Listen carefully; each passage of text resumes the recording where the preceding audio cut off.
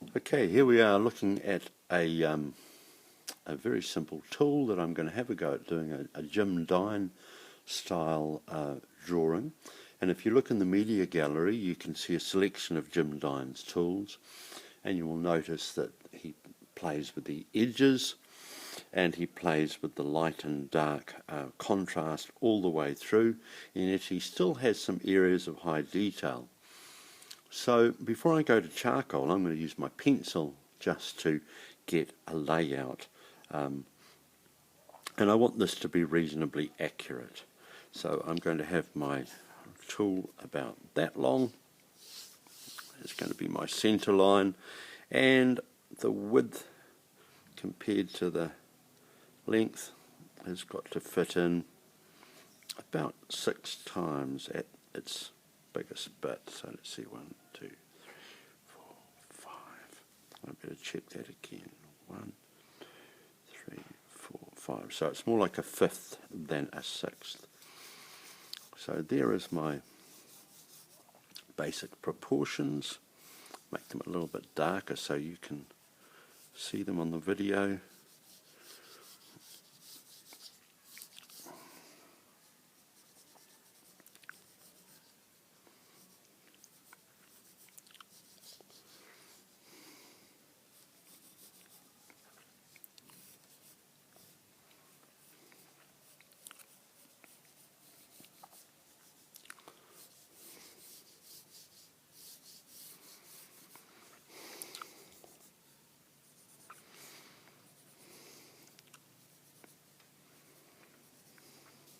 So now I have a basic plan, and I feel confident enough to go to my charcoal. So with the charcoal, what I'm going to do is I'm going to play with the outside edge,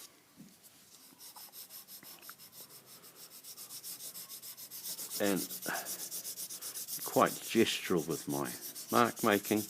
You'll notice from looking at Jim Dine's work that he has some that have an incredible amount of darkness and others that are not quite so dark. You can choose whatever you wish for that.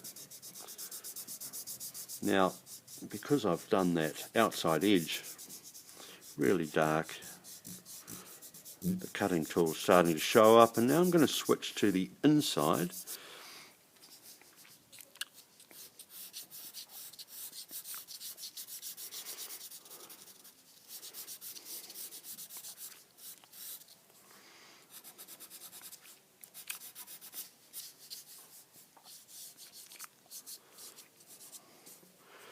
And so,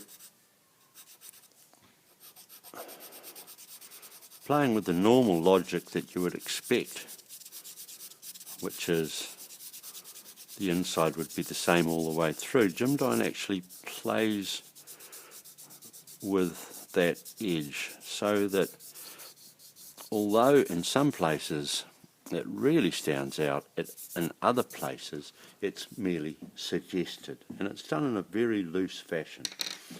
I've got here a little bit of gesso, and I'm going to do a little bit of finger painting at this stage because that forces me to be a bit looser. And out here away from my super dark line, I'm going to add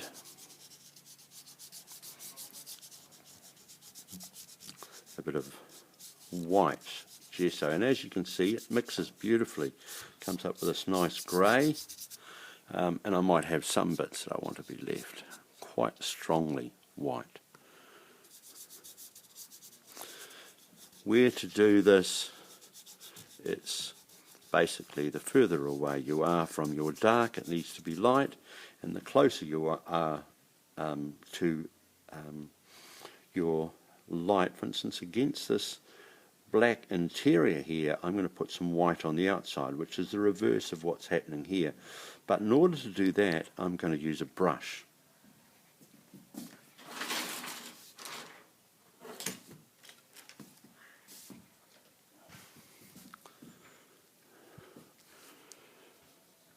Because I notice that Jim Dine does have areas that really stand out cleanly. And so this is going to be my area of the drawing where it does stand out cleanly. As it moves out of here, it can go dark again. So now this little part through here, I can actually spell that out or just leave the mind of the viewer to make it up. I think I'll just give a little bit more shape knowledge just of that corner, and then I might just leave the rest to imagination of the viewer. And again, down in here, I'm going to have a hard edge difference, make it stand out. And basically I'm just cleaning my brush off and getting some nice gestural marks at the moment.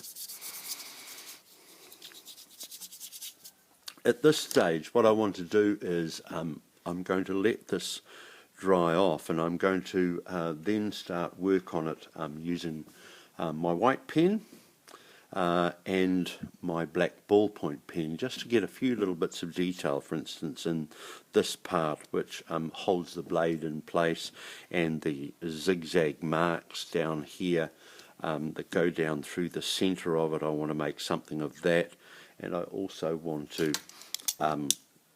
get some of this pattern in here down into this part just to finish it off. So that's the Jim Dine style. Have a go.